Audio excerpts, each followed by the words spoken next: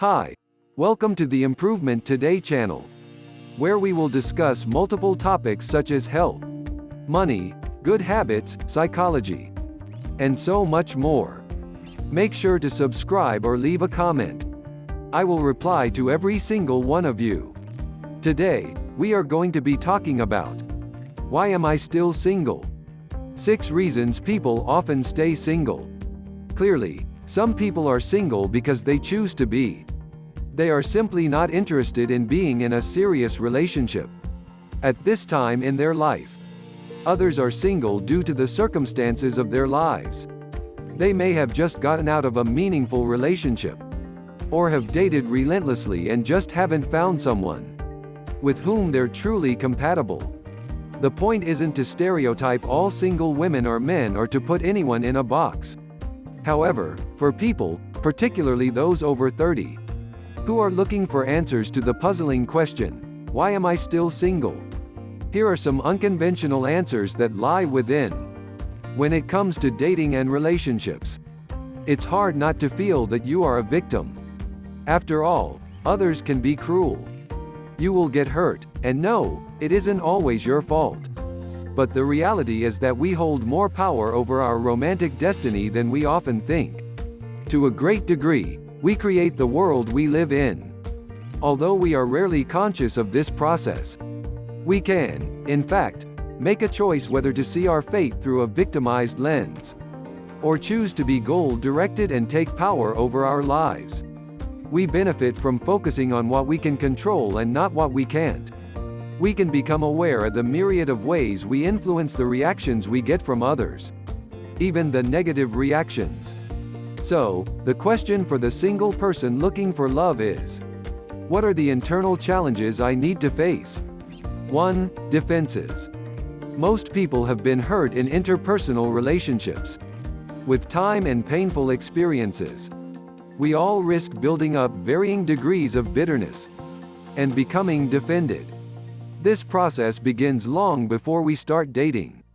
In our childhoods, when hurtful interactions and dynamics lead us to put up walls or perceive the world through a filter that can negatively impact us as adults. These adaptations can cause us to become increasingly self-protective and closed off. In our adult relationships, we may resist being too vulnerable, or write people off too easily. If, for example, you were raised by parents or caretakers who were negligent or cold, you may grow up feeling distrusting of affection. You may feel suspicious of people who show too much interest in you, and instead, you seek out relationships that recreate dynamics from your past.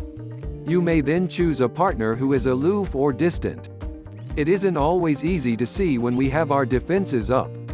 As a result, we tend to blame our singleness on external forces, and fail to recognize that we aren't as open as we think.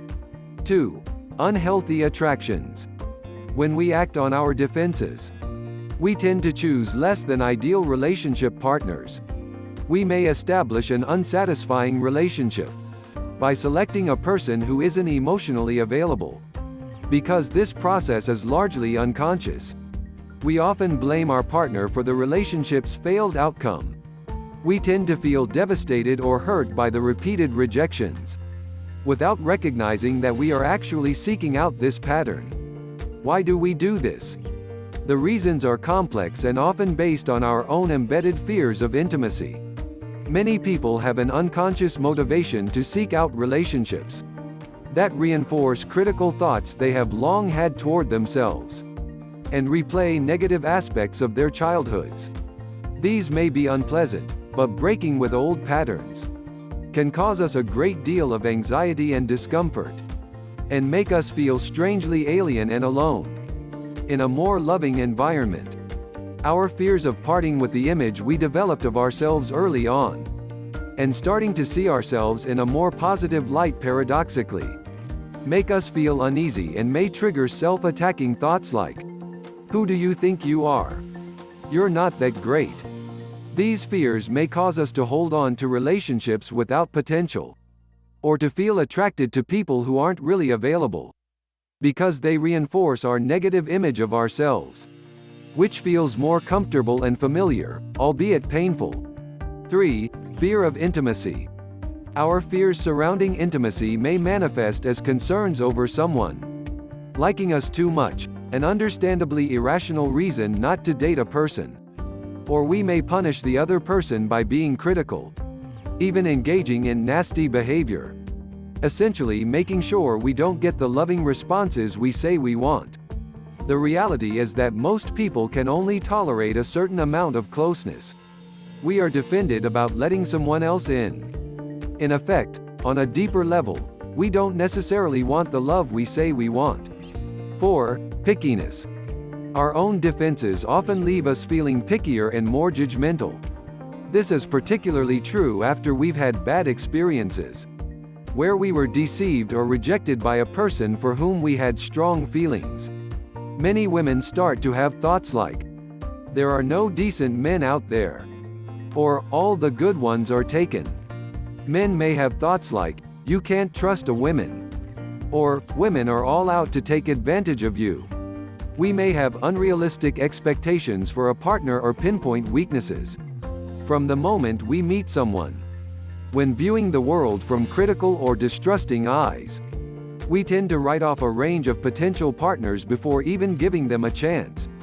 We think of dating certain people as settling, without ever seeing how that person could make us happy in the long term. When we think we are settling for someone, we may not be settling at all. We may actually find ourselves in a relationship that is so much more rewarding than those we have experienced.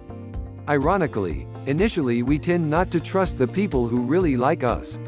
But when we give them a chance, we find that we've chosen someone who values us for who we really are. Someone who can really make us happy. 5. Low self-esteem. We all possess critical inner voices that tell us we are too fat, too ugly, too old, or too different. When we listen to these voices, we engage in behaviors that push people away. When we remain single, it is not for the reasons that we're telling ourselves.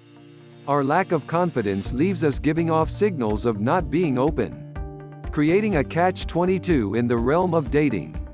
Many people even have trouble leaving the house when they're really down on themselves, let alone pursuing situations where they are likely to meet potential partners. Some struggle to make eye contact or are reluctant to scan the room for who they might be attracted to. When they are drawn to someone, they may fail to pursue their strongest attractions for lack of self-esteem. 6. Fear of competition. A lack of self-esteem often leads to fears of competing. It's easy to put ourselves down in relation to others, especially when it comes to dating. When we meet someone we like, it's all too easy to think, she could do better. When we see that someone else is interested in the person we like, we may be quick to back away. We may feel unwilling to compete, particularly as we get older. And we start to have self-attacks like, "Your time has passed, you're too old for this." Our fears of competition can lead us to avoid putting ourselves out there. We may be afraid of looking like a fool or of not being chosen.